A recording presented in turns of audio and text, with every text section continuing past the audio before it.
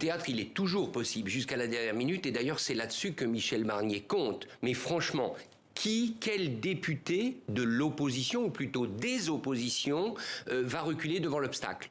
On ne les voit pas. Il y a, je crois, une députée socialiste qui a déjà dit qu'elle ne voterait pas la censure, mais à l'exception de cette dame, tous les députés du Rassemblement national vont voter, puisque Marine Le Pen leur a donné la consigne de censurer le gouvernement, et a priori tous les députés des oppositions de gauche réunis dans le nouveau Front populaire vont également voter. À partir de ce moment-là, vous faites l'addition, on est au-delà des 289, et donc la motion de censure est adoptée, et Michel Barnier doit démissionner.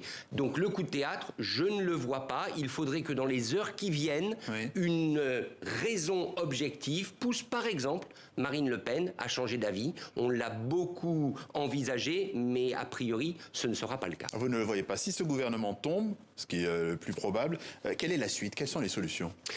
Alors, Michel Barnier démissionne immédiatement, puisqu'il est renversé. C'est la première fois, vous l'avez dit, depuis 1962. Premier cas de figure, comme le général de Gaulle l'avait fait en 1962, il renomme Georges Pompidou. Mais attention, il y a une différence. À l'époque, Georges Pompidou n'avait pas engagé sa responsabilité. Il avait fait l'objet d'une motion de défiance qui venait des députés.